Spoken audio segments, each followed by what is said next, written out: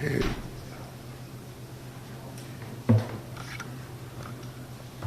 Hello, how you doing today? Good, thank you. How you doing? Hello. Good afternoon, everybody. I'm glad you guys are here. We're back at it. After a week off, gave our guys a couple of days off as well as practice last week. So we took off Monday, practiced Tuesday, Wednesday, Thursday, and then had Friday, Saturday off. And now back at it today. And guys look good today. They were energized and looked like they were refreshed and ready to go and finish these last 7 weeks of the season with a bang. And we're starting off with Rutgers, a good Rutgers team, a well-coached Rutgers team up at Rutgers. Any questions? Arlen, when we saw you in Iowa last, you said you were going to evaluate the quarterback competition. I was wondering what direction you're going to go, if you still plan on starting Noah or making a change there. Great question. We're still evaluating it. It's a good competition going on, and I'm doing my Belichick again a little bit right now. But we've it's going to be good. Guys know where they stand and what's going to happen, and so we'll just leave it at that for now. Over the last couple of weeks in Iowa City, it kind of seemed like you guys were getting banged up a little bit. Did the bye week help with getting some guys back healthy? Absolutely. It really did. It came at a great time for us, and we got a lot more guys back, and you should see some guys back out there on Saturday running around hitting people. Hey, Coach, you said 7 weeks ago, last week during your bye week, I interviewed a motivational speaker. This is not a shameless plug. His name is DeAndre Carter. He's a Spartan alum, and he's done some work on campus. And I said, well, what would you tell the coach? And his response was, what story do you want to fight for? What story do you want to fight for? So with 7 weeks remaining, I'll ask, what story do you want to fight for? We're going to fight for just the respect and the honor of wearing the Spartan uniform and going out representing so many. We understand that we're representing a lot of people, but at the end of the day, it's about us in the locker room and us trusting one another, being unified, and believing that we can go out and win each and every game that's left on our schedule. So we continue to have that type of mindset going throughout the rest of this season. We'll be fine. Thank you.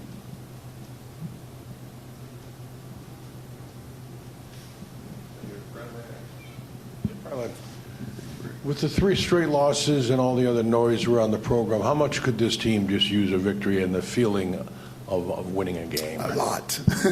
we would just a lot. I think it would be just great for us to get a win, and for the guys, I think we need it. Winning does a lot for people, and we definitely need to get that done. We want to get that done, and we're all striving to get that done, Fred. So to answer your question, it would do a lot for us, I think. And the guys are.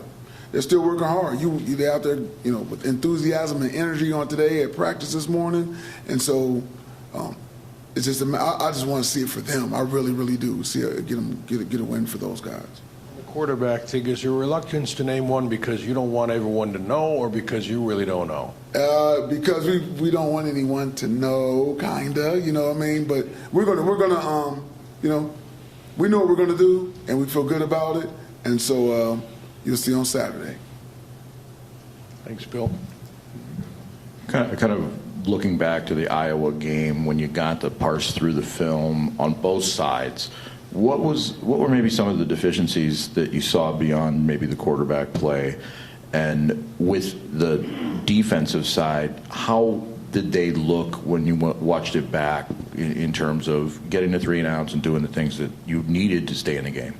Well, they looked good. It looked like, what you saw going in with the naked eye, and we reviewed the film. There were some opportunities on defense where picks, I can see Malik and I can see Cal. I mean, opportunities, and we talked about going into the game. There are going to be opportunities. We got to take advantage of those opportunities, and we did on some. I mean, obviously, Angelo Gross had a great interception. Touchdown for Cal. Ball pops out when Simeon Barrow knocks the ball out, and Cal runs it for a touchdown. Awesome, but you're never satisfied. All right, now Cal catch the interception. Now Malik catch the interception. Those type of things would have contributed to us winning the ball game as well. And so got to take advantage of all opportunities when they present themselves. Arlen, I was wondering what you thought of the run game kind of moving forward as it's been building with Nathan continuing to get the bulk of carries and, over 100 yards for the third time, I believe, this year. I love the run game. I mean, I'm still old school in that way that you have to run the football and then stop the run. That's still football. I know a lot of people don't think that because of people slinging the ball around, but you still have to run the football and stop the run. And so the way we're running the ball on offense and all that is outstanding. We just got to, like we said, the turnovers. We have to cut down on the turnovers. We do that, we win the previous 2 games, actually, because we outgain them in yards and time of possession and all of that stuff. But the turnover battle is what got us. And so we have to stop creating turnovers and start creating turnovers on defense and stop giving them up on offense. Harlan, maybe going off that a little bit, I guess, but after the last couple games, you've talked to us about, some of those discipline things and that have cropped up. I'm wondering, with the bye week, a little extra time, how were you able to sort of drill into that and what sort of thing, whether you did something new or harping on the same things, just how'd you address that with a little extra time? Well, we have reps at practice, and so last week, when we get a penalty report after practice, and so we started stressing that in the team meeting. If you were on the penalty report, you put up on the screen in the team room like your name, and you had to stand up, and we had the definition of the penalty. They had to read out loud what the false start and what false start means, and then had to do 10 push-ups in front of the whole team in the team meeting. So that's something to put more emphasis on it that we're starting to do, and we'll just anything to try to help. So we're gonna do that, continue to do that. Hopefully that helps. And then whatever, if that doesn't, we'll just find something else to do. But we definitely have to stop doing that. Have to cut down on the penalties and beating ourselves, because that's what we've been doing the last couple games. I wondered if you took any time during the bye week to reevaluate, it's been a whirlwind 4 weeks for you. Sure has. Just to reevaluate or get away from it, or does a coach never turn it off at this time of year? Well, because we went out recruiting on Friday. I went out recruiting on Friday. So really Saturday was the day to kind of kick back a little bit, hang out with my wife. But you're right. That was the most downtime I had was Saturday to think about it a little bit. And I had, Coach D'Antonio had called me earlier in the week and said, "You just think about what's going on with you, man. You just thrown right into it. It wasn't like you got hired in December or January, had 9 months to build up to the season." And I never even thought about it until he said it, because it was just go. And I'm not an excuse maker. So it's like, go, okay, this is what we in, let's go win, let's go beat Washington, let's go beat everybody, right? But when you get a chance to sit back and think about it a little bit, you're like, okay, I see what the situation is. Let's learn from it, and then let's get better from it. So I told the guys, today, 7 weeks to go, let's execute in everything that we do, on the field and off the field, going to class, being on time to class, going to tutors, all of that, because that stuff ends up showing up on the field, being on time to meetings, everything that we need to do, eliminate penalties. And so that's where my mind went, trying to help us just finish strong these last 7 games. I said, we're 0-0, we got a clean slate. Let's go 0. We're 0-0 right now, clean slate. Let's go knock these next 7 out with everything that we have. Of course. Crazy like that, but college football is fun to watch, and you see things that people are doing, and this is fun to watch. I love football, and that's how it is for me. Yes, absolutely, I did watch some football. I watched the Equalizer 3 too. I like Equalizer movies. Kind of similar along those lines, I'm wondering particularly the way that Iowa game transpired and the loss against Maryland. In your real first test as a head coach, how have you tried to keep the guys' heads together with how those games went? Is it a situation where you, like you mentioned before, have to point out, okay, we were this close, and what things do you do to keep them engaged and realize that they can win those 7 games ahead? That's a great question. Showing them how close we are. They see it for themselves, and so show certain points in the games where, look, yeah, and they just kind of shaking their head like, right, we're right there, we're right there. They can see it for themselves, and you just keep showing them over and over, and you're hoping that, you know, it gets sunk in so much so that when those times come in the actual game, the next game coming up, that they're, remember this, okay, let's go. And they're reminding each other, they're coaching each other up on things, and let's not beat ourselves. Let's execute. Let's focus even more. And so that's what you're hoping for. But you just continue to show it to them that they're right there. You're not just saying some fairy tale and just making things up. They're seeing it for themselves.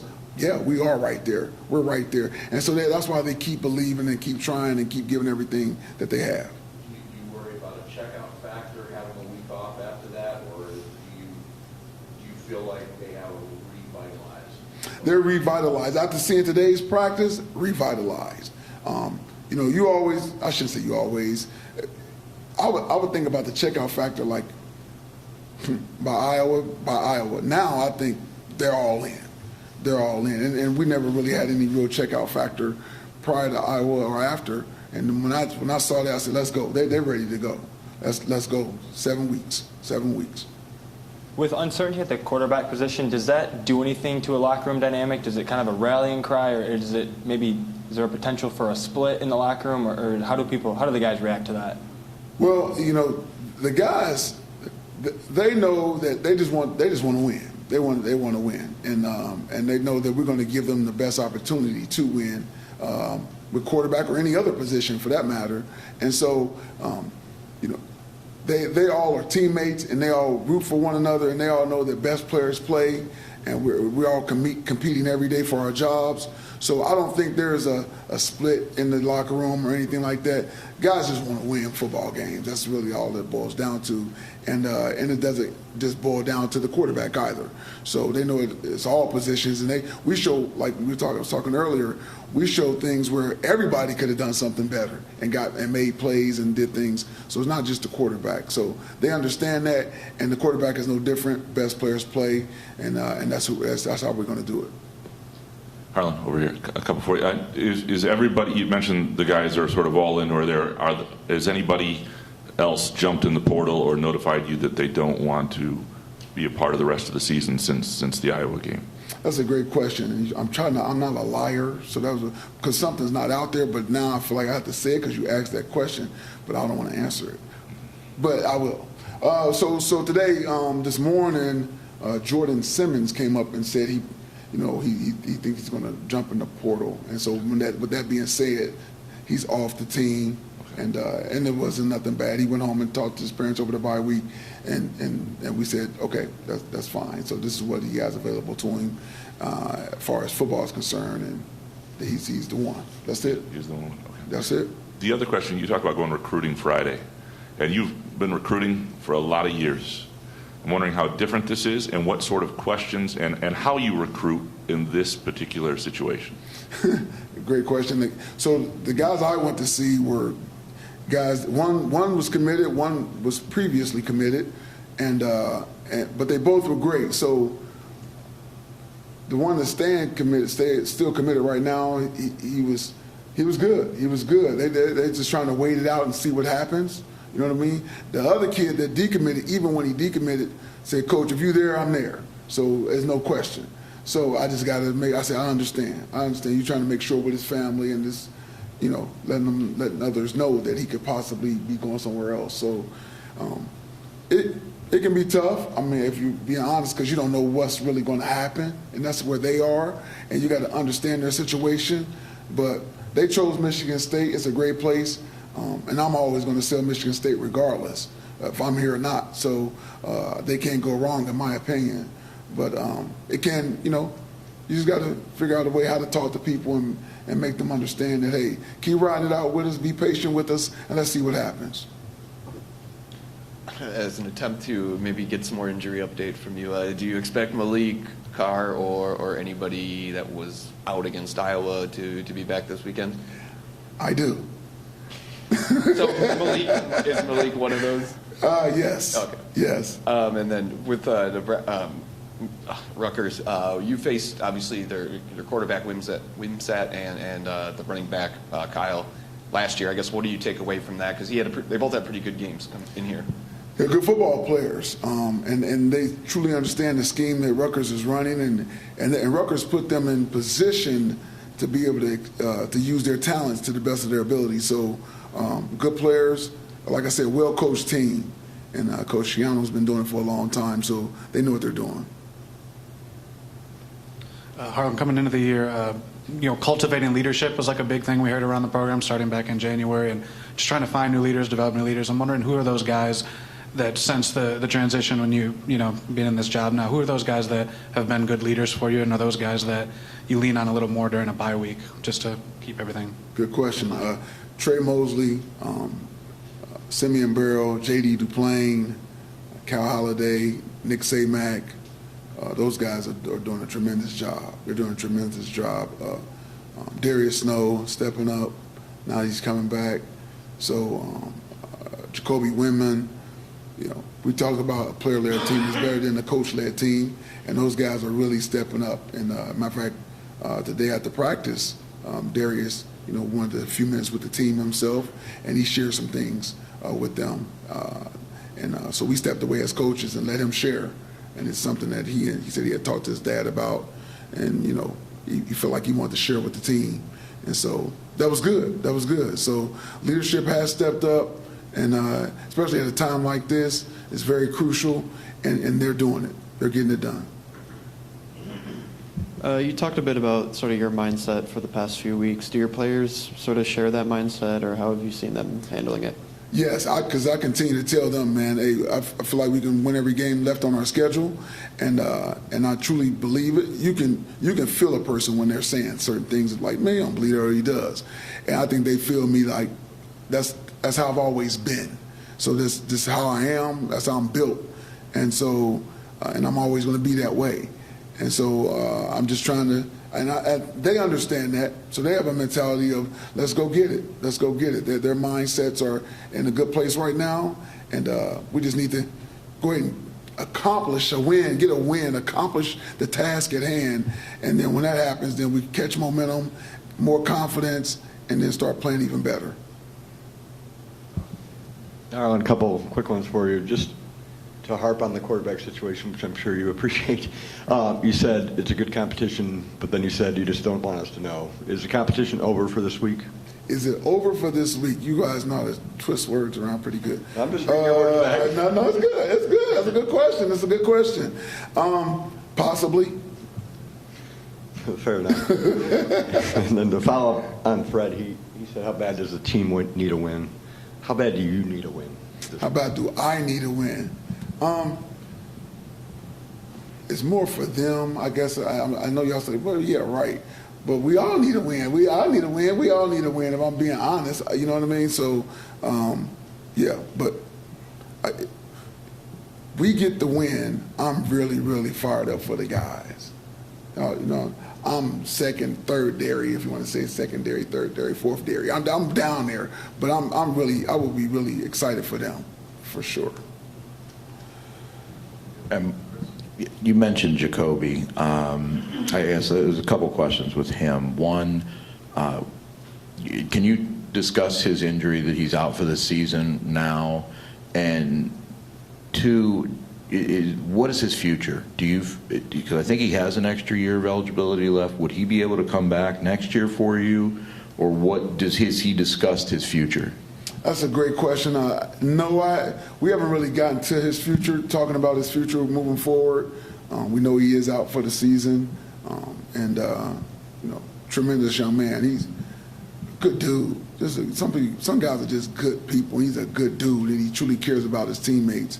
So wish him nothing but the best, and we love him still being around. Like I mentioned him as a leader, he's still around trying to help out as much as he possibly can. So we're glad that he's here.